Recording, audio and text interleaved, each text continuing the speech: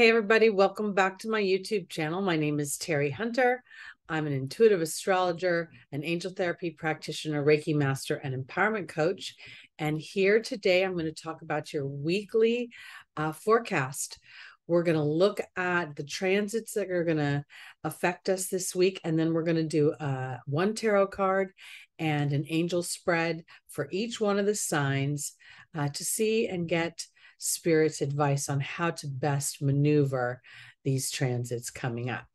So, and I'm going to start with Leo. It's going to be based on whole sign Western astrology for the purposes of these videos. I am a big fan of looking at your moon first because the moon is your emotional body, and we all know that we manifest in our emotional body. Then I would put it on a par with that, your rising sign, which represents your perception, how you view the world, and then our sun. Also, if you have a stellium, which is 3 or more planets, especially if they're personal planets versus the outer planets in one sign or house, this is a strong focus and influence on this lifetime's life path and your intention for it. So let's talk about today. Today, Pluto trines Mars. Pluto is retrograde in Capricorn at 26 degrees, and Mars is at 26 degrees Taurus, headed into Gemini. You know, these guys both co-rule Scorpio. Scorpio co-rules transformation, digging deep. I think of Pluto as what are you pretending not to know? And I think of Mars as sort of taking the sword and cutting through the muck. So here they're working together. And I think this is about really looking Mars. How do you perceive yourself? What is your self-worth? And how are you going about using your skills? And then Pluto is offering transformation through Capricorn's energy and rewriting the structure. This is, you know, Pluto's been doing this for a while now. And as it works in tandem with Mars, we're going to see, I think, some movement in a positive way there. On the 15th, we have the moon in Aries, and it is going to be sitting right between Jupiter and Chiron. Jupiter represents our beliefs. It represents expansion and bounty. It's known as the big benevolent, although Jupiter has a bit of a shadow side of being a glutton a little bit, being a little bit entitled. We have the moon in the middle, and then we have Chiron, which represents our wound, or a wound that we have. This is all in the sign of self, in how I perceive myself, how I assert myself. We still have the ruler of Aries, and the moon is in Aries, and these Jupiter and Chiron are in Aries, is having this trine with Pluto. So with all that going on, there's going to be something that comes up emotionally that you're going to be asked to be brave about and willing to actually examine your beliefs. And are you going to expand on your wound by focusing on that, or are you going to pull up your bootstraps and soldier through? Then we get to Saturday, the 18th, and we have kind of an interesting energy because we have a very nice trine between Jupiter and Venus.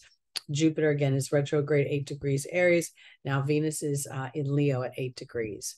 Again, the 8th degree, 8th house, for me is transformational. It's very scorpionic in its energy. I could go into the idea of other people's money, and I could go into the idea of sex. But here, this is really about rewriting the structure of how we roll in our lives and our own self-worth. So we have this very beautiful trine between these two. But at the same time, we have Saturn making a square to the moon at 21 degrees Taurus, and Uranus 18 degrees Taurus. We know Uranus and Saturn are heading towards an exact, or close to an exact square, I think. I think it's going to end up at 18 degrees. I'm not quite sure. Don't quote me on that right now. I didn't write that in my notes. But what we're going to look at here is an opportunity to have an epiphany, an emotional liberation, an emotional epiphany about restrictive structure, or how we process other people's restriction, or the more challenging energies of Saturn. You know, other people can interact with us and trigger emotions, the moon, make us feel depressed, make us feel obligated in some way. You know, Saturn in its lowest energy is quite an arduous energy. On next Saturday, we have Mercury in Virgo at 24 degrees, making an opposition to Neptune retrograde, 24 degrees Pisces. This is an illumination of some kind. Information is going to come through where some sort of rose-colored glasses will be removed, or there'll be some sort of practical energy infused into a situation that has been too watery or too fluid. At the same time, Mars will enter Gemini. And I really think we're going to feel a change in the energy there, because Mars in Taurus, it's a more steadfast, enduring energy. Whereas in Gemini, there's a quick buzz. You know, Gemini rules our everyday activities. It, you know, is a little journalist running around the zodiac dispensing information. And, you know, it's not a strong investigation. It's a gathering of tidbits of information and spreading that around. So now we're going to see Mars, and Mars is going to go retrograde in October in Gemini. So we're going to see a really huge transit of Mars and in Gemini. And I think that this is going to be an opportunity to really look at how and be brave about how I talk to myself, what I read about, what do I absorb, how do I educate myself, how do I think, and how do my thoughts actually create my experience. Again, we're all co-creators in our experiences. So anytime we experience some sort of disruption, it gives us an opportunity to see where our thoughts have been aligned, and an opportunity to shift that. So I think those are the big points for this week. I'm going to start with Leo, and then I'm going to work my way towards Cancer. And I'm going to say now that I will need some help with the timestamps, because I'm recording this today due to unforeseen circumstances in the original live broadcast.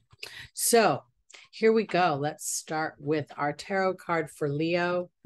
This is the Page of Swords. The Page of Swords always represents the infusion of thought, this sort of initial burst of an idea. And it's not necessarily a creative idea. It could be a practical idea, but it is an awareness of thought. When I was initially studying the tarot, they used to say that the swords represented struggle and strife.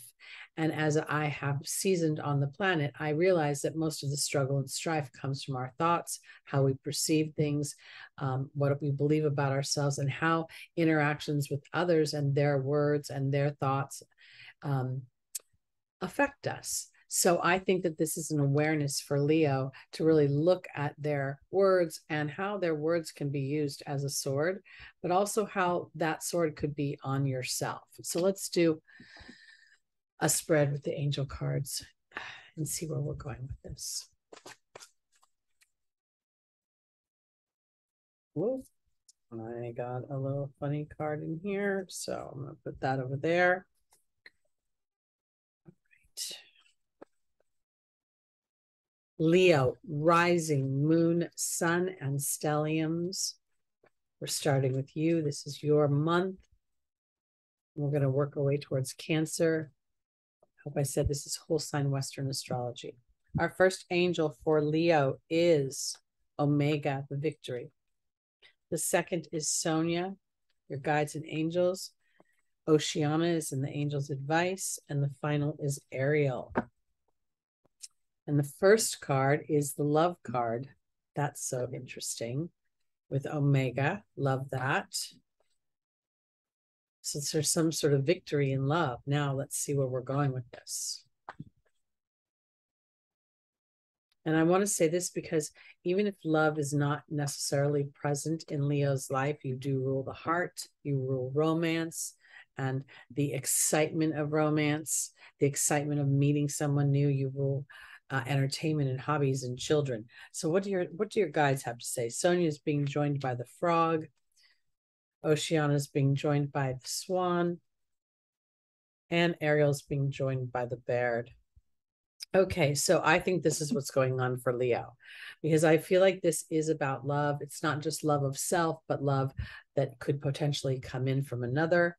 I think this is an opportunity for you to be aware of your thoughts. This is going to be super powerful when we watch Mercury do its little dance in September.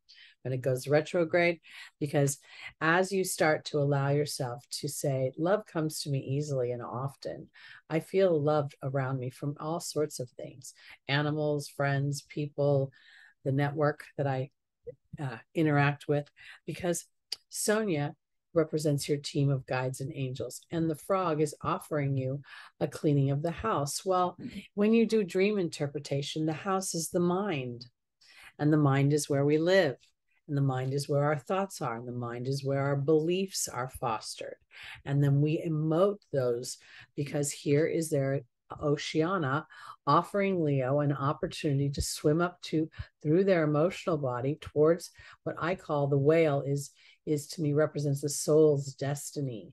And here it's written in the stars, and this transformation is not just for you, but for others who will benefit from your leadership, because this is literally transformation in your intuitive gifts. And now that you're aware of any thoughts that don't serve you, and you're able to focus in on not just love, but love of self, that you are worthy of love, new psychic and spiritual experiences are going to change your history. And that's where your history becomes a beautiful story that you get to tell others of triumph, of victory in love. So I think that's what's going on for this week. And I think that trine between Venus and Jupiter in the middle of the week could illuminate something to that for you specifically, Leo, because Venus is in your sign right now. So, put on your love bubble, put on your ready to receive bubble. If you're a gal and you'd like to put on your lipstick, do that. If you're a guy and you'd like to put on a little cologne, do that. And just be open. All right, let's go on to our Virgos, rising, moon, sun, and stelliums. Again, I think the moon is the most important because we manifest on our emotional body. Okay, let's see what the tarot card is for our Virgos. Oh, we have the Six of Cups. This is a wonderful card. I love this card. I especially love not just the obvious token gift that this boy is giving to the girl, but I love that this adult is sort of walking out of the picture, because it really represents an innocence. And with innocence, there is belief. Kids believe in magic. They believe in fairy tales. They believe in white horses and romance. They believe that everybody is good inherently. And this is one, if only the card that I can think of right now, in the minor arcana at least, that has cups that are full of flowers. They're not empty. They're not spilled over. They're all beautifully blossoming. So I believe that for Virgo, allow something to blossom, the innocence of a child, the belief in magic. All right, let's look and see where we're going to apply this belief in magic. And, source energy would say that magic is simply alignment to your intentions. It's a belief, it's an allowing and a focus upon that which you want versus that which you are struggling through.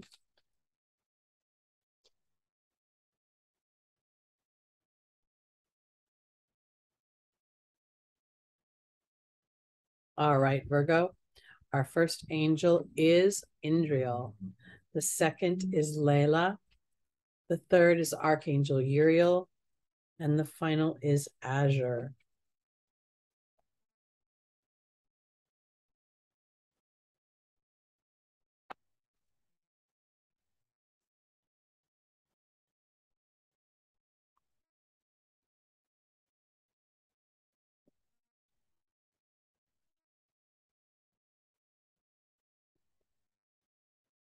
Indriel is being joined by the frog. Layla is being joined by the queen. Ooh, Ariel's being joined by the wasp. And Azure's being joined by the high priestess. This is a little bit something here, okay? So for my Virgos, the first thing is Indriel is our light worker card, okay? And we see her saying that, you're a light worker, that you need to shine your light on the earth. But I'm really seeing this more as an epiphany of some kind, because the frog represents the cleaning of the house. We just saw that in Leo. The house represents the mind, and Virgo is ruled by Mercury. So you're very intellectual. You're very, you process through things. And I think that there is something about the idea of Virgo receiving effortlessly without trying something that they really want, that would feel very loving and warm and has a very innocent quality to it. Because in the opportunity or the obstacle for Virgo, the queen to me is representing receiving energy, an attraction versus an assertion. And Layla is about meditation, about spending in time focused in on what I want to receive. And this reception that the queen represents by her posture is effortless. She has a cup here that she knows will be filled. She's just very benign in her energy.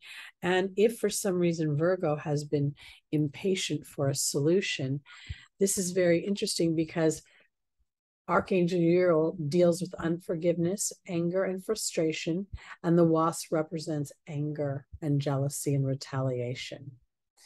And if in any way you're focused on this, or you're judging yourself, or you're in a highly critical place where you cannot see the innocence of another or your own innocence in a situation, it's an opportunity to really sit back and say to spirit, I need you to, I have not had this experience, and I'm a practical Virgo moon rising, sun. I need to see this in the 3D world. So now we're going to say, spirit is saying, go back into your intuitive body, focus in on your contract to spirit, because I want to offer this as well.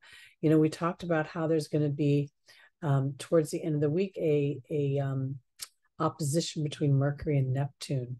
And so Mercury is your ruling planet, Virgo. So if there's something that, you had hoped would happen, or you had, kind of fantasized about happening, and it doesn't happen, there's something better coming. And now as you're trying to focus on it, because Azure says your desired outcome will happen in the near future, have patience and faith and don't try to force it. Now let's go back a little bit, because this, again, this Six of Cups, we see all these flowers are blossoming.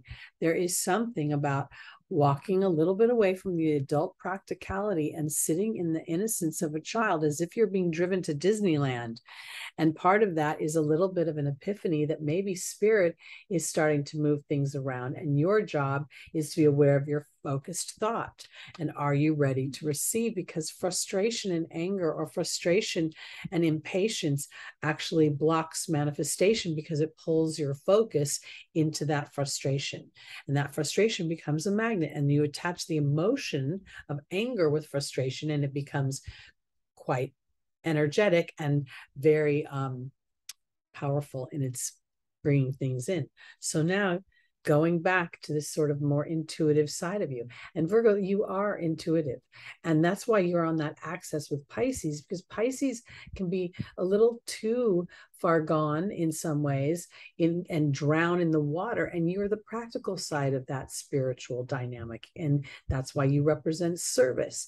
And I always think it's been sort of misrepresented in a very human way by saying, slavery and employment, but it is truly an altruistic opportunity to be of service. And that service is for you to be able to achieve what you want.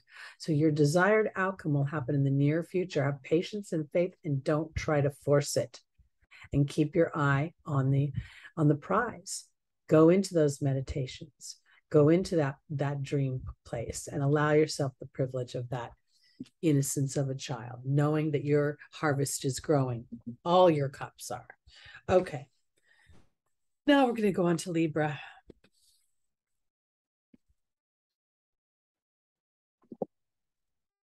Again, this is rising moon, moon, rising sun, and stelliums. I really just can't help but think that moon is so powerful and important. And the idea that it zips around the zodiac so quickly that in a matter of moments, it can change. We want to be aware of that. Humans are very emotional. All right, Libra. Oh, look at this, the Two of Cups.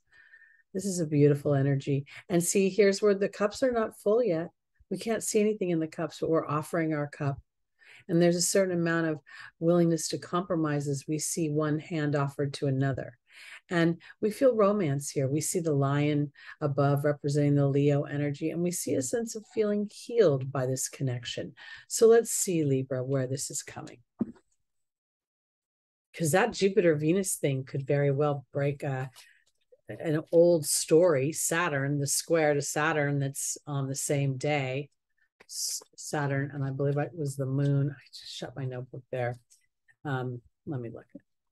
Because it could break an old story. Let me see. Dun, dun, dun, dun. Yes, so on the 18th, Saturn is squaring the moon and Uranus. The moon in Taurus is also represented. Taurus is co-ruled by Venus, or is ruled by Venus. Libra is ruled by Venus. The Two of Cups. There could be a partnership, something coming up. And let's see if it's of a romantic nature. With Jupiter and in Aries and Leo and Venus and Leo, that feels like it could be. Let's see. Okay, Libra. Our first angel is Vanessa. The second is Mystique. The third is Chantal. And the final is Isaiah.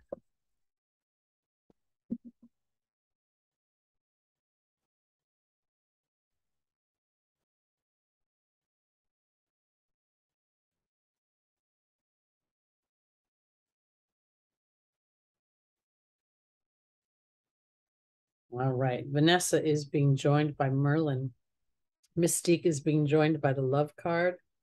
Chantal is being joined by the Serpent. And Isaiah is being joined by the Communications card. This is very interesting. So I think for Libra this week, it's about restoring your faith in love. And in that your cup will be full and that there will be things to be offered to you. You know, again, I can't help but say, I look at the lion and I'm like, okay, it's time to give romance wings to fly. And it's time to believe that there is partnership and cooperation. And that really does feel like it represents a healing. So here we have Vanessa saying, are you going to base your decisions on faith or fear, Libra? And Merlin is offering magic and balance and alchemy. This is a really amazing, it's a justice card. You know, I have said for a long time that I believe many people, especially some that have experienced a long dry spell in their love life, will meet someone or make a connection that others will be, you know, will be envious of because they're like, I want something like that. And that's why I believe that we're rewriting how we love each other. I watched this crazy movie last night called Seven Brides for Seven Brothers from like 1954 with Jane Powell. And when I almost was so difficult to watch it as a woman in 2022 because of the interaction between men and women back then. So as we have changed those roles, we're again rewriting how we love each other as partners. So I believe that this is about really starting to have faith and have hope in that this is a fair and just world. And Libra, the sign of partnerships, will absolutely experience a healthy partnership as you hold space for the idea that part of that health is the evolution that you've come through. So here is Mystique saying to keep charging ahead. There's miraculous solutions to be had. And there's my love card. See, this is my opportunity and or my obstacle, but more, I think, my opportunity, because Chantal is in the angel's advice saying that new romance is imminent, either through the resurgence of a current relationship or through someone coming in. And again, we see the Serpent. I can't help but feeling this sort of connection feels karmic. It feels like, oh, there you are. I get it. You're the cheese to my cracker. You know, you're the cherry to my sundae kind of thing. Because now Isaiah is saying it's time to give birth to new ideas, new situations, and to know you're being protected. And there's the communications card.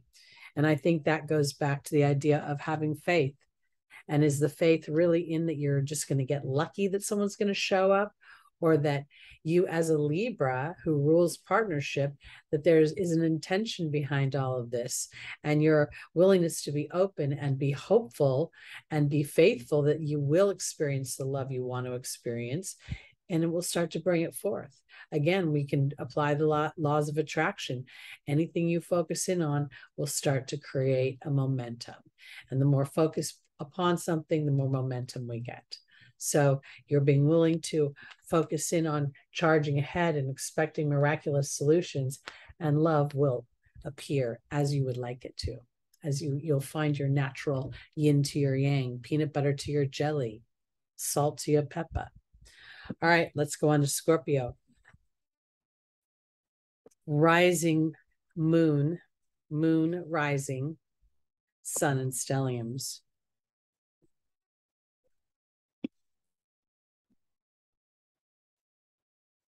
All right, we have for our Scorpios, the Queen of Pentacles. You know, she's an earthy energy. She is nurturing through the love of food, through bringing comfort in your home, having cozy things. She represents the earth signs of Capricorn and Taurus and Virgo. And she's a thoughtful woman. You know, she thinks before she speaks. She's a bit of a planner. She's a bit of a, how would I call it? She is abundant because she's smart, like with her money. That's the way I want to put it. Let's see what's happening. Where will there be abundance that you'll see come through this earth plane, like in the physical, like the money in the bank? The lottery ticket, the scratcher wins. Let's see, Scorpio.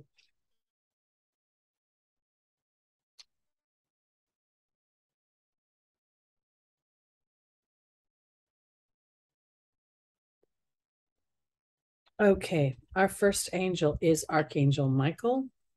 The second is Isaiah. The third is Opal. And the final is Teresa. You know, today your ruling planets are exact trine, meaning Mars and Pluto, both in Earth signs. Mars is at 26 degrees Taurus, and Pluto is retrograde at 26 degrees Capricorn. This is an opportunity to have courage into how you really make your money. And if you're willing to use your own personal skills and become prolific, see this little bunny running through the bottom? Because there is the potential.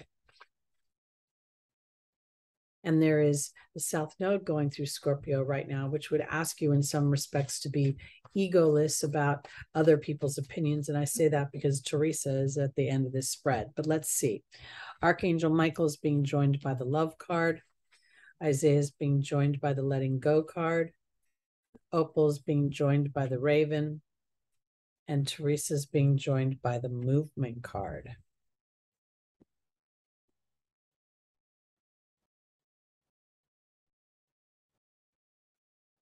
Okay, Scorpio.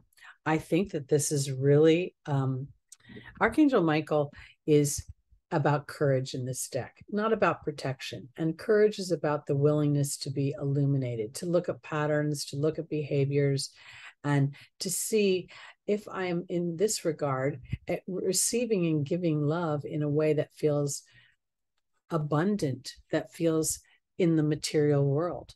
Because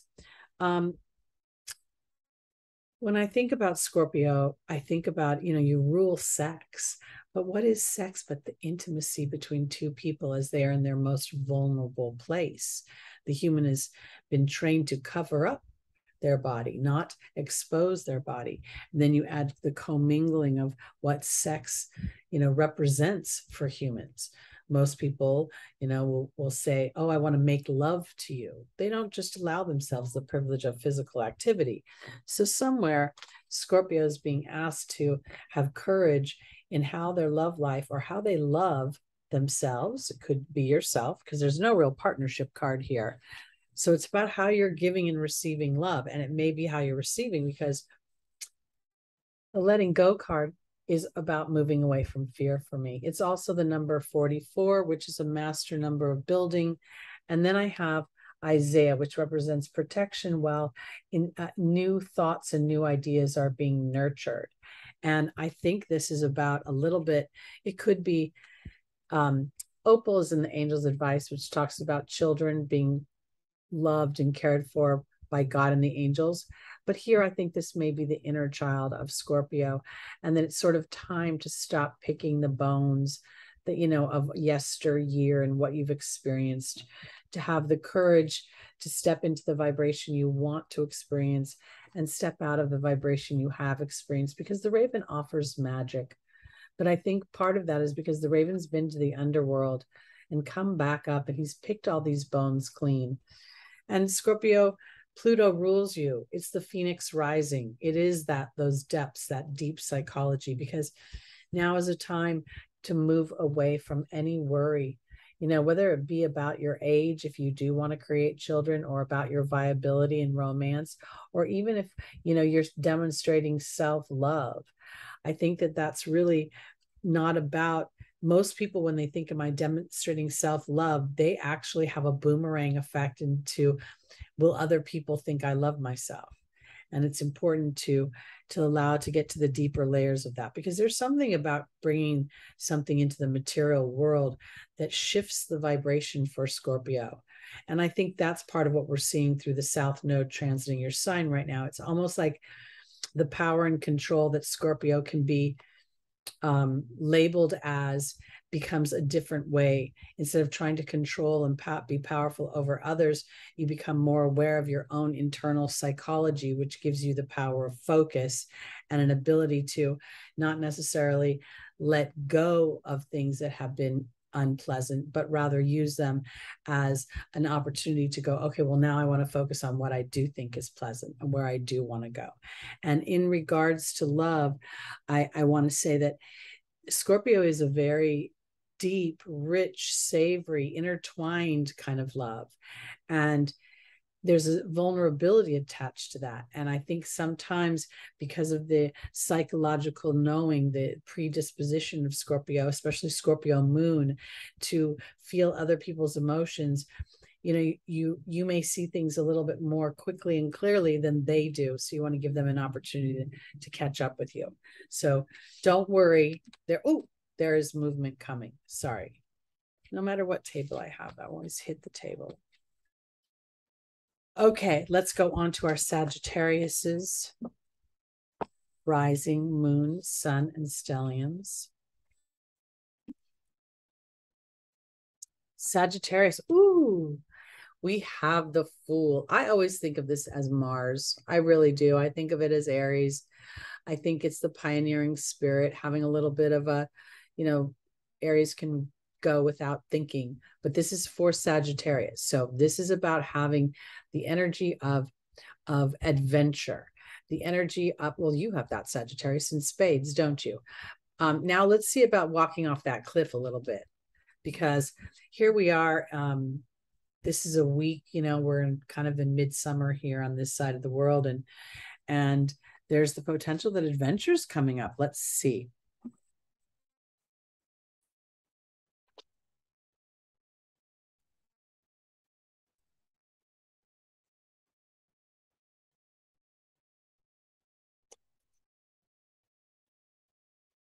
You know, I want to say this because as I'm looking at this right now, I feel like this Fool is really focused on where the sun is shining, not where the cold weather is, not on the cliff or anything. And he's got a light step and excitement about him as he holds that flower. So I almost wonder if he doesn't really know. We just assume that he's going to drop off of a cliff when you look at that, but maybe the drop isn't that far.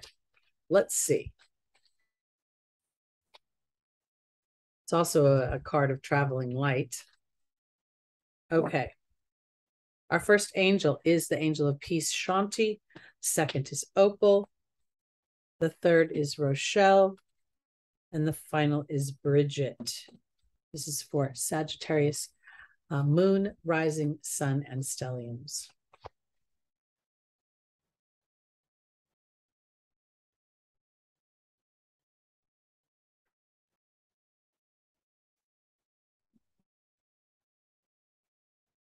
Shanti and the partnership card. Oh, fun. Opal and the hawk. Rochelle and the restriction card. Bridget and the birth and the rebirth card. Okay, this is what I want to say. I think that the Fool is really not representing a foolhardy energy, but a sense of adventure here. And I think when we get into the detail of the spread, Spirit is saying that now is a little bit about a sense of adventure, not necessarily looking for those jagged, cold peaks that you've experienced before. Because here's the partnership card, and here's Shanti, the angel of peace. And it does feel a bit like there's an opportunity for partnership or to feel tranquil within partnership. And I want to offer it this way because, as you know, that not only are you being watched over by God and the angels, but you now have the ability to see from Spirit's point of view. The hawk represents signs and omens. It represents being able to see from a sight that isn't necessarily obvious to a human being. And the only thing the angels want you to be careful about, Sagittarius, is that you remember to listen to your heart, to slow down enough to really make sure that you're listening to your heart and you're not sitting in an energy of I kind of want to put it this way, because the partnership card has a little bit of a love, like intimate love feeling to me. And oftentimes when we meet someone new, without realizing, we have this energy of hope it's not going to be like it was before. I hope it's not going to be like it was before. And I'm really looking at you, for who you are. And then the minute you do something off pattern, or you don't actually respond like you did, a few days ago, or you delay a response, it can trigger you, right? So this is where I'm going. It's your job, Sagittarius, to use your connection to your intuition, use your connection to your heart, to allow yourself the peace of knowing you've been down this road a time or two. And you have that inner knowing and that ability to see the signs and the omens, and you can trust God, and the angels will make sure that you've practiced this.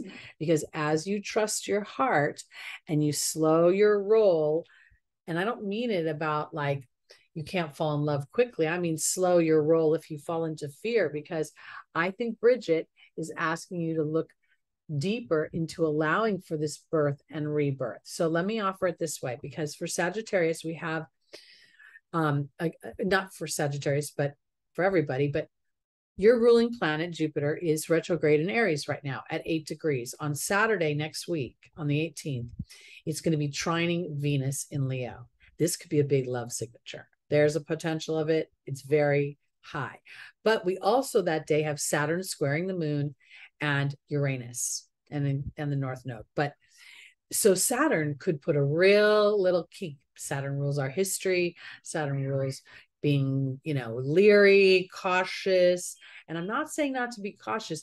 I'm just saying, if you allow yourself to feel peaceful, that you can trust your inner knowing, and you can trust the signs and the omens that Spirit gives you, and you take a pause to really listen to your heart, then you have an opportunity to have a rebirth in your love life. And I want to offer it this way, because even if you have a relationship, the rebirth could be a shift of focus that your partner inadvertently aligns to, that makes things start to move more effortlessly, and there's a new sense of adventure and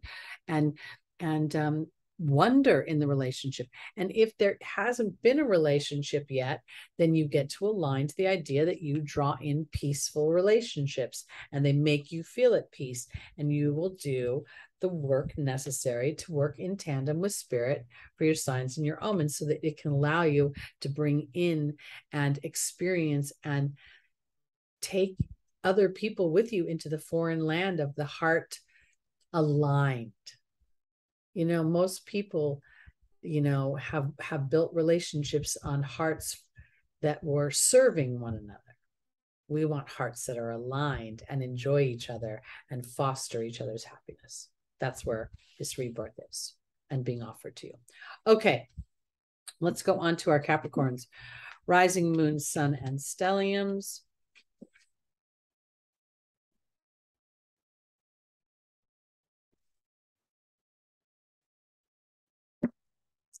Our tarot card is, I love this one.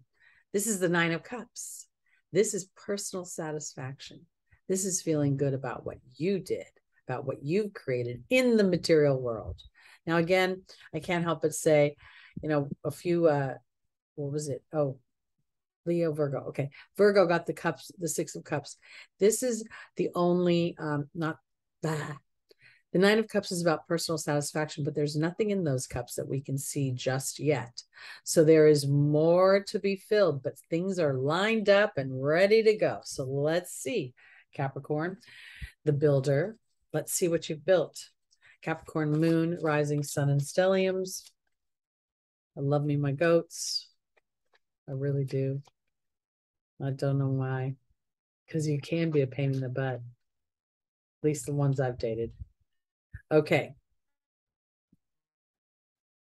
9 of cups. Capricorn, your first angel is Ray.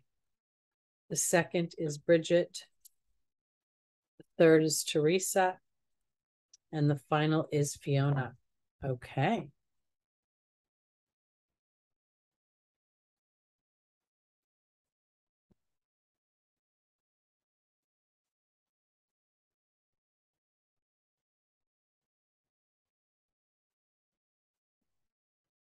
Ray is being joined by the owl. Bridget's being joined by the fear card. Teresa's being joined by the raven. And Fiona's being joined by the restriction card. Okay, so I started off saying that the 9 of cups is about personal satisfaction, something that you've created. It's also, the cups are empty. We see a nice yellow glow around them, but we still have room to fill these cups. There's more to be had to put in these cups. So this is what I want to offer for my Capricorns. Right now, I think this is an opportunity for you to align Ray with, you see the yellow there? Keep your eye on the prize. Ray represents yoga and exercise, but when I see it, she's in a meditative position.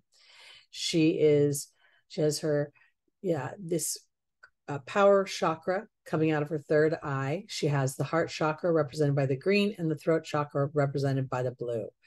The owl is deception and wisdom. It's like a polarizing energy, back and forth, yes, no. And I feel as if this is an opportunity to really connect with spirit as you have a wobble about the next step of getting these cups filled, because there is a baton pass going on here. And part of it is, I believe, conquering Capricorn's fears, looking deeper into, are my actions based on trust that I've done everything I need to do, that this is a matter of divine timing. When I started my career of doing readings, there was no internet. That's how old I am. And it wasn't until the internet became very mainstream and I got on the internet in a way that got reviews that people started to find me, and I was able to be more independent in my work. So something is brewing and it's time for you to look deeper into whether you're over managing things a little bit, and if your fears are starting to get underneath your grill, because Saturn is going to be squaring the moon this week. Saturn is your ruling planet. And then it's also squaring Uranus. So you may experience an unexpected, what feels like a dip or something out of alignment, but don't worry about that yet, because there's something happening. There's something going on, a divine timing of things right now. And your worry will block the manifestation. And I don't want to make you fully responsible, but excuse me. As co-creators, I think one of the things that Pluto is doing in your house for the last million years, it feels like, since 2008, is transforming structure and the structure of how you think and how you create and how you materialize things. Because in the final position is Fiona saying, now that you've asked God and the angels for help, be open to receiving. And then we have the restriction card, which is a pause. So this is where the goat may keep wanting to go up the hill, up the hill, up the hill, and it's time to relax. It's actually time to chillax and spend more time thinking about what it feels like. Now I've gotten this far. Now it's spirit's job to take the next step, and then I will take inspired action that will get these cups filled. Because there is something about too much pushing forward that actually slows things down and makes it more challenging. Because that's oftentimes the push is on a fear-based platform, energetic platform. All right, let's go on to our Aquariuses. Rising moon, sun, and stelliums.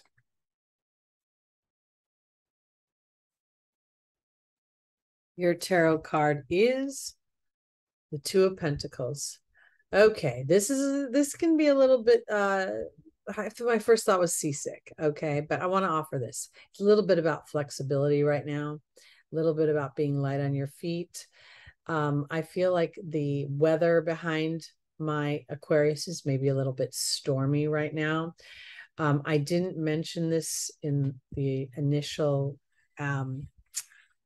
transits, but there is an aspect this week where the sun in Leo will be in opposition to Saturn in Aquarius. So if you have your sun obviously in Aquarius, you're going to feel this Saturn energy and this opposition to the sun. So and any other planets, depends on the degree. So this is about flexibility. I think about being a little bit light on your feet and allowing things to be just ever so slightly flexible is the word I want to use. Let's see where we're going with this. We also have Aquarius, your ruling planet is making Uranus and Saturn are your ruling planets. So Saturn squaring the moon, your emotional body, which may feel a little turbulent, and Uranus. So something unexpected may happen. That same day, though, Jupiter is trining Venus. Jupiter is retrograde in Aries and Venus is in Leo. So there's a kind of a something could feel a little bit restricted, but it could end up providing something much better a little later. So don't be reactionary. Sort of do this. All right. Oceana is our first angel for Aquarius, rising moon, sun, and stelliums. Then we have Desiree in the opportunity or the obstacle, Maya in the angel's advice, and Indriel in the final position.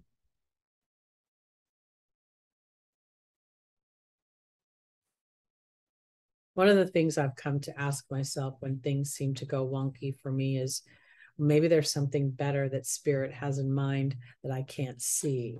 Maybe there's a benefit from this seeming unpleasant moment or this disruption. So let's see what Spirit has to say, because clearly there's something that Aquarius gets to be flexible about. The Pentacles make me feel like it's in the real world. The Two doesn't make me feel like it's about money really that big of a deal, but it's something that could be brewing and going back and forth, and you would just like it to drop in and settle into a lane, and it's not quite doing that yet. Oceana is being joined by the Queen. Desiree is being joined by the Joy card. Maya is being joined by the Fire Fairy. And Indriel is being joined by the Death card. I kind of want to say this, and I know it sounds kind of funny, but this may be a little bit bigger than I think it is in what Aquarius wants to manifest. Aquarius by nature rules humanity, it rules science, it rules innovation, it rules technology. I mean, for all I know, you could be an Aquarius who's, building an app or some sort of idea through the internet. And I want to offer it this way because it's really time to keep your eye on the prize with Oceana, to continue to swim through your emotional body. And remember that this isn't about a lot of doing. Part of this is a receiving energy. So as you sit sort of out in space and see your vision beneath you and allow yourself to feel the joy of not just you pushing forward, because Saturn is going to tell you should push forward, but Uranus is going to want to blow it up. Say, I don't know. And the blow up this time is realizing that it is a baton pass. It is action through inspired thought, which comes through Spirit. So Desiree is saying, wait till you feel something joyful. If you're feeling topsy-turvy about the next move, don't make a move just yet.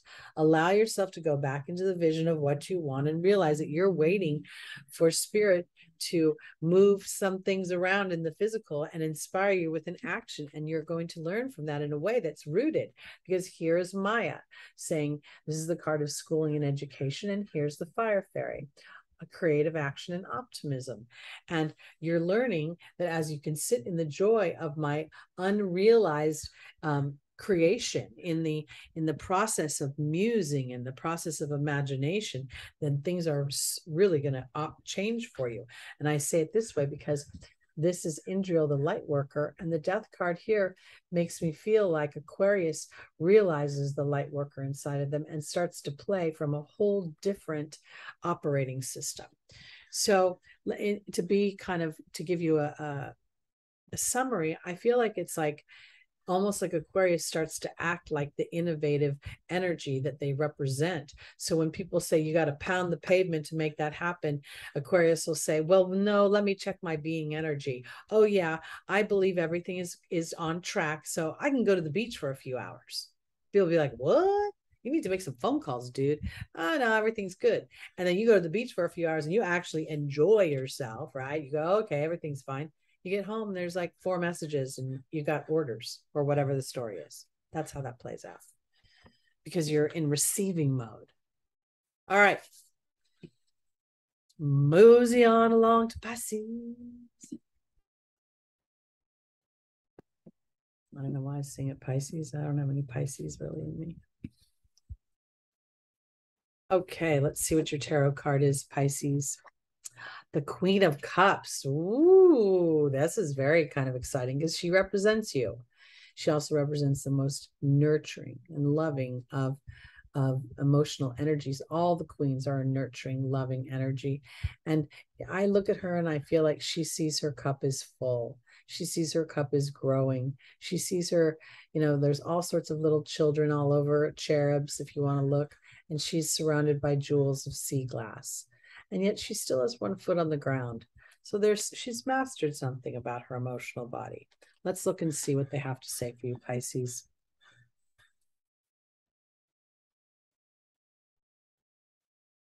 Oh, they're little mermaids. That's what they are.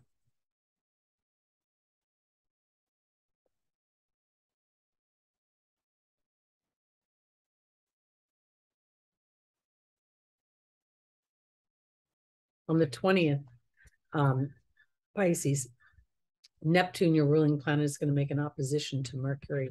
So let's see if there is what's going on here, because the Queen may represent trusting and intuition or your emotional body. Let's look. Omega is in the first position. Layla's in the second. Teresa's in the third. And the final is Fiona. Excuse me.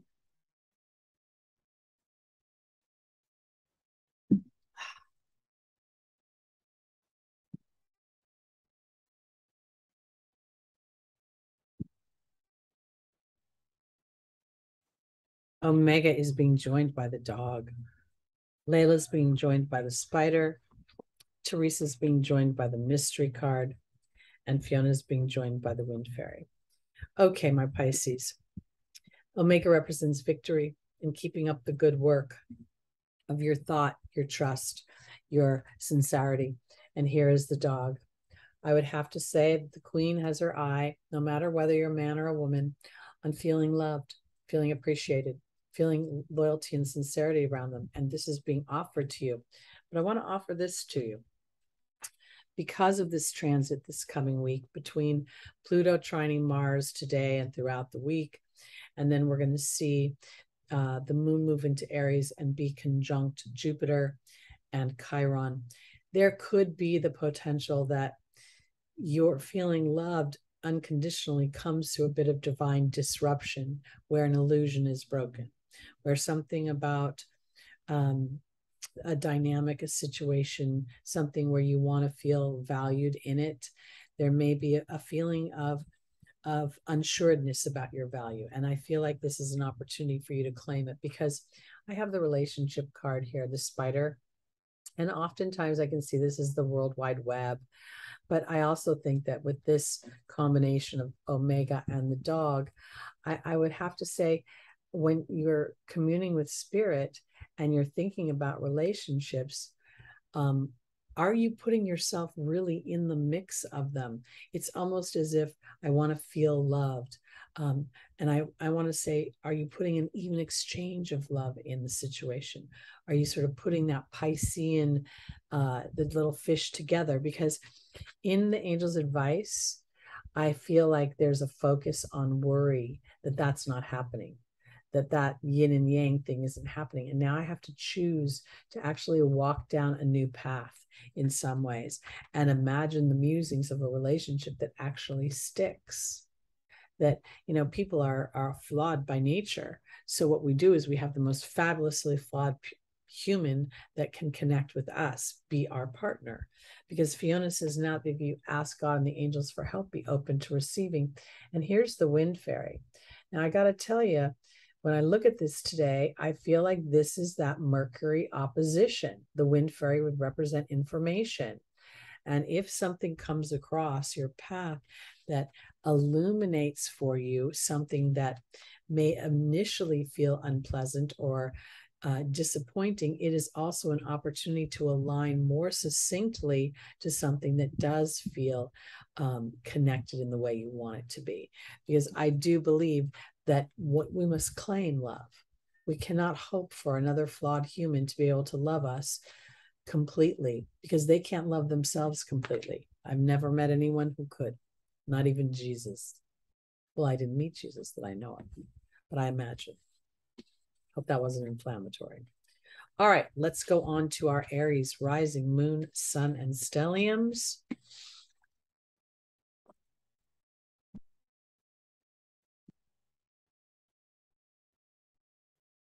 All right, our tarot card for our Aries is the Wands, 10 of Wands. You know, this is not a fun energy. This guy is working hard, not smart. There's a stubbornness to how he's doing this. It's almost as if he won't even see the growth at the top of the wands. He's just sort of focused. This kind of feels so Saturnian to me. I want to offer this way too, because I'm talking about Aries right now. I'm looking at the 10 of Wands, and the ones always represent a potential for a new beginning. We have tomorrow, Tuesday, in Pacific time. I'm in Pacific time. The Aries moon conjunct Jupiter and Chiron in Aries. Maybe this is time to look at your wound a little bit differently. Maybe this is time to expand versus being contracting. And this is a little bit of a martyr energy to it, to be honest with you. When I see that head down, there feels like a sense of stubbornness, almost like I've been holding it this way for so long, I don't know how to let it go. And what does Aries represent? Resentment. So let's look. I'm an Aries rising. I know about resentment. So fun. Oh, wow. Rochelle just flew out of the deck. God bless her heart. Next, we have Crystal. Then we have Fiona. And then Oceana. Another thing about the 10 of Wands, too, is that when you believe you have to work hard, law of attraction, A, B, C, then you have to work hard. Things won't come easily to you. You'll find resistance everywhere. You'll find uncooperative people. You'll find people that want something for nothing, you know? So this actual idea that things come to me easily may be the ticket. A new thought, the 10, a 1. Okay, Aries. Rochelle says, as you honor and follow the guidance for your heart, prosperity is coming. For me, Rochelle represents way more than money. She represents good health. She represents an abundance of friends, family, ease, flow, trusting things from a bigger picture. And she is being joined by the Lady of the Lake, which is about absolute truth, courage, self-respect, and responsibility. Crystal is saying, have faith and hope there's more on the horizon. And then we have the focus card. Fiona is being joined by the hawk. The hawk represents seeing things from a higher perspective, and looking for signs and omens. And Fiona represents God and the angels delivering something. And then we have Oceana in the communications card.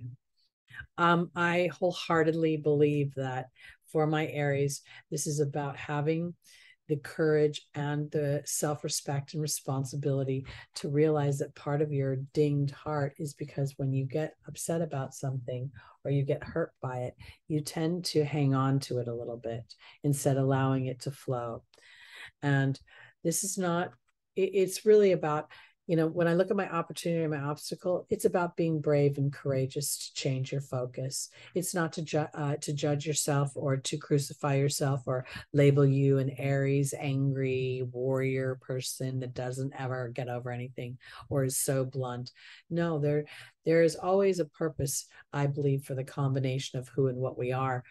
And as an Aries rising, I know that if I was not a strong, formidable energy, I would have succumbed to some very dark forces early on in my life.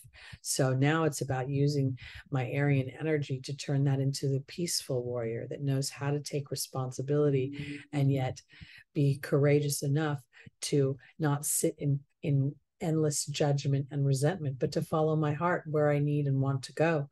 Because the sword here represents thought. And there's a bit of a war between my head and my heart, because look at the waters are tumultuous emotions, and yet the lady of the lake holds Excalibur effortlessly. So, and that's because she's holding close to her heart, her truth. And now, Aries, you get to focus, even though you can't see it. And this is what you're good at because you're a pioneer. You don't always know what land you're going to end up in, which makes you very instinctual. And even in war times, you go into battle, you can't see for all the smoke and all the nonsense going on.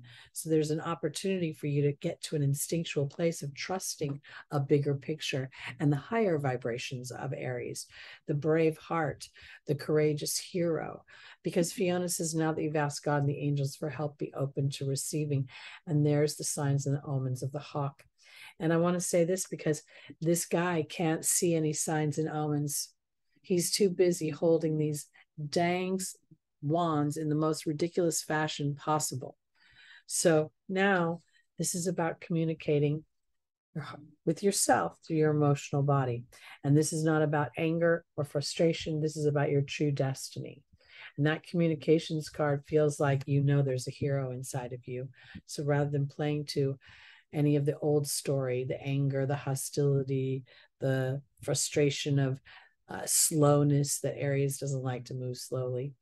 And your planet is going to be moving into Gemini on the 20th. So you're going to feel like really busy and wanting to get very busy. And I think it's important for Aries to realize that as we spend some Martian time in Gemini, part of that Mars energy is about looking at my thoughts, not just moving my mercurial body around the zodiac. It's what am I reading? What am I thinking? What am I speaking? And through that, I become courageous to see the co-creation in my own experiences. And then they shift into a more alignment to what I want to experience and feel valued in. All right, let's go on to our Tauruses.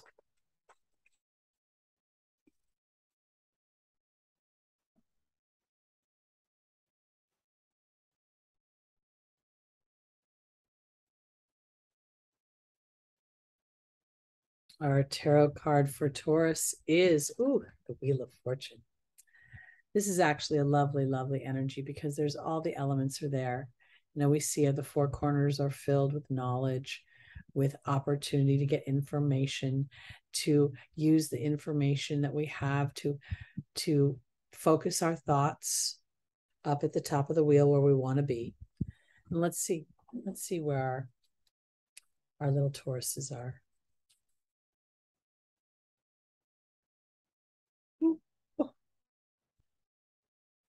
They're going to fall off the table.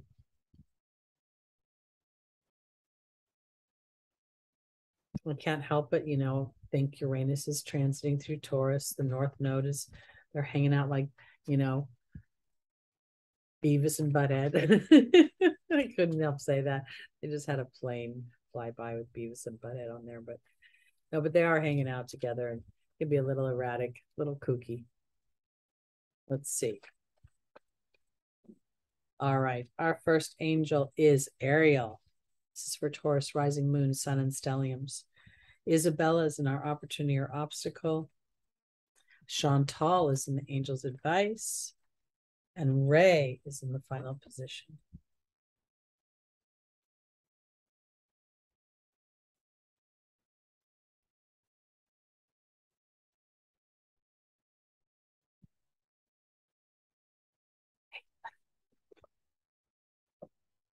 All right, Taurus. Ariel is being joined by the Trust card. Isabel is being joined by the Owl. Chantal is being joined by the Disruption card. And Ray is being joined by the Wind Fairy. Okay. I want to kind of say this for you because next on the 18th, when Saturn squares the moon in Taurus, and the moon in Taurus is conjunct Uranus and the North Node, this might feel a little jarring at first, but I kind of feel as if there's the potential that a disruption could work in your favor. And it's maybe not, it's time not to overanalyze the situation. Ariel is telling you new psychic and spiritual experiences are changing the way you view yourself and your experiences. And then there's the Trust card. And I feel like this is about building trust. This is about knowing that things are secular on some level. And sometimes things that seem disruptive actually end up working in our favor. Because Isabella is saying, yes, the timing is right for this new venture. And then there's the Owl, which represents sort of this polarizing energy of wisdom and deception. And initially it may feel polarizing because I see dark and light, or I see bad and good. But as I start to commingle them, I see how the dark serves the light, and how sometimes a disruptive situation leads me to a chapter I didn't know I was going to have. I remember years ago getting a drunk driving ticket and being in one of the classes they make you go in, and there was a girl in there, and she had never drank a day in her life. She went out one night, drank one Long Island iced tea, and got a drunk driving ticket. And her sentence made her have to go to AA classes, and she met her husband there.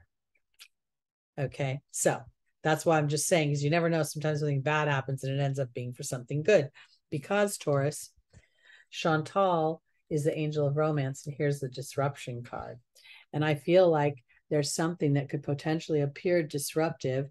Oh my God, I got a flat tire. And while I had to wait 2 hours for the tow truck, I went and had a glass of iced tea at a local, little shack over here. And I started talking to, you don't know. You don't know. Because there's something going on here where you're going to start to look at your thoughts, look how your thoughts start to help you manifest what you want, and you're going to start to take your power back with it. That's what all this is about. And that's what I think Uranus is doing. I think Uranus is transiting through Taurus, sort of shaking the stubborn out of it, sort of shaking the, well, this is how it is. This is how it is. This is how it is. And Uranus is sort of, no, it isn't. He goes like this and he goes like that. So I feel a little bit like the Wheel of Fortune feels kind of good, but it also feels a little dizzying to me. I don't know why. And I think that what the angels are offering you is really a broader perception of your experiences to say, well, what if something bigger is going on here that I can't see? Okay, let's go on to our Geminis, rising moon, sun, or stelliums.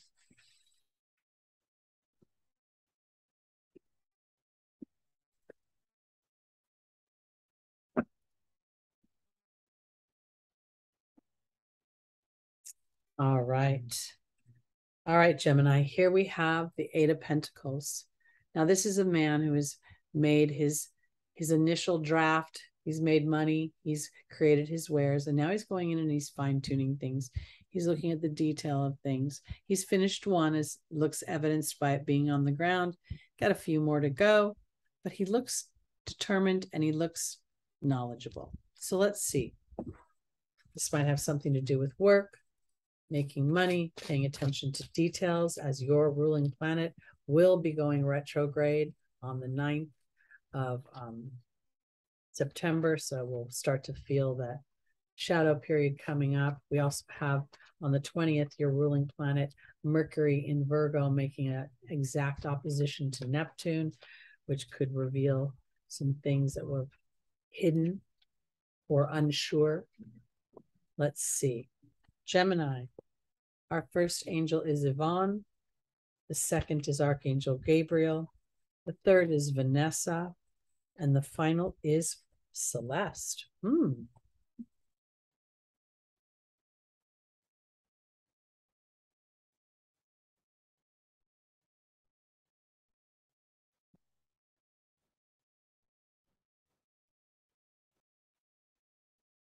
All right, Gemini, Moon, Rising, Sun, and Stelliums.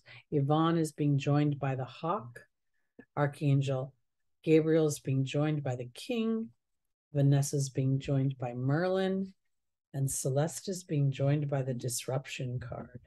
Let's get a little bit of clarification on that. Oh, the Water Fairy. Okay. So I think this is about your work environment and how you make your money, how you make your bounty. And I feel like it is important to pay attention to how you're communicating this week. I think we're going to see people with the moon in Taurus, as the moon moves out of, first of all, let's say this, the moon's in Aries. It's going to go between Jupiter and Chiron, expanding some sort of wound about self.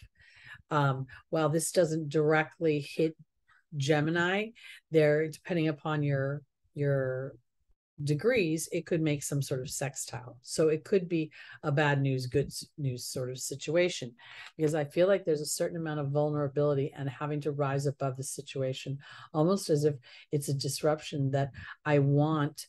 Like, let's say, oh, I hate my job, I want a new job, and then something happens with my job and I'm like, oh my God, my job changed, or my job isn't the same. Archangel Gabriel talks about communications.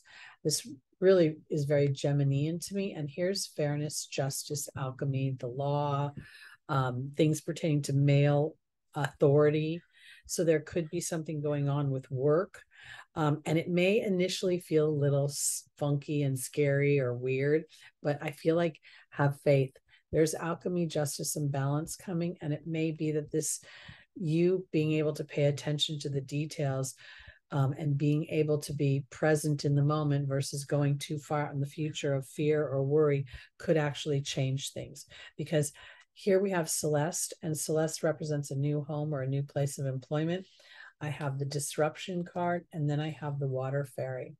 And I feel as if there's the potential that Gemini has felt a shift in their work environment, and on some level calling forth that shift. Now there's an opportunity for you to really dig in deep and know that you are, I just pulled another clarification card, to trust your value and to allow yourself to rise to the top. Because I want to offer it this way. If you've had a situation where somebody initially did not perceive your value, they may be the disruption. They may be moving out of the environment. And as a result, there's new energy brought in that then sees you in a new light, and allows you to become more than you've been before. That's what I think. And that's why, keep your head down, pay attention to your job, do your work, do it well. And remember that if something kind of feels Neptune, opposing Mercury, there may be some sort of erosion that happens, some sort of loss, but it could actually end up being better. Okay, let's go to our final sign, Cancer. Cancer, rising, moon, sun, and stelliums. Whoops.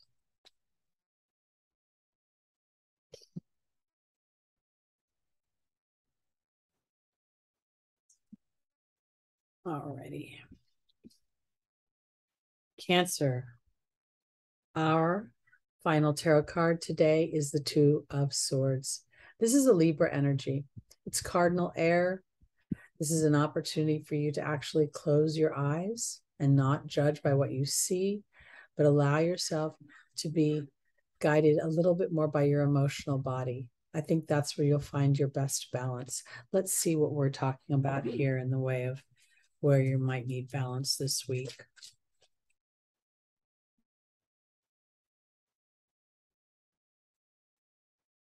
If you are a late born Cancer, you're feeling the opposition to Pluto.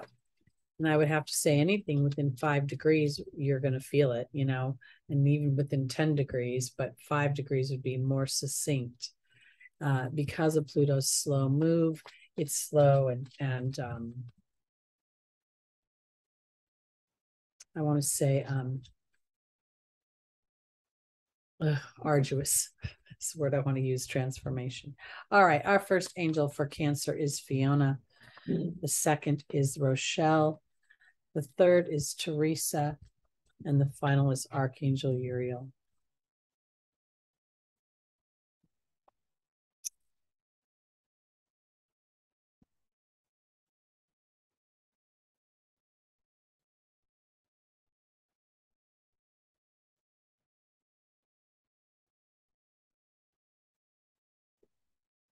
All right, Cancer. Fiona is being joined by the Wealth card. Rochelle's being joined by the Wind Fairy. Teresa's being joined by the Frog.